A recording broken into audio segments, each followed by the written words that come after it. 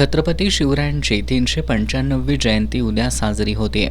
शिवजयंतीसाठी कोल्हापुरात ठिकठिकाणी जोरदार तयारी सुरू आहे. शिवाजी पेठेतील शिवाजी तरुण मंडळाच्या वतीनं उभा मारुती चौकात भव्य व्यासपीठावर किल्ल्याची प्रतिकृती उभारण्यात आली आहे. व्यासपीठावर छत्रपती शिवरायांचा अश्वारूढ पुतळा उभारण्यात आला असून आजूबाजूला भगवे ध्वज लावण्यात आलेत.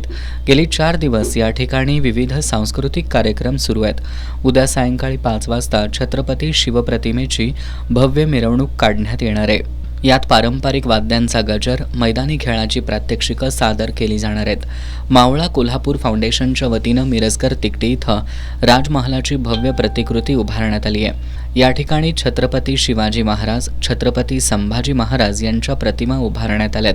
उद्या सकाळी अर्धा शिवाजी पुतळा आणि छत्रपती शिवाजी महाराज चौकात पारंपरिक पद्धतीनं शिवजन्मकाळ सोहळा होणार आहे.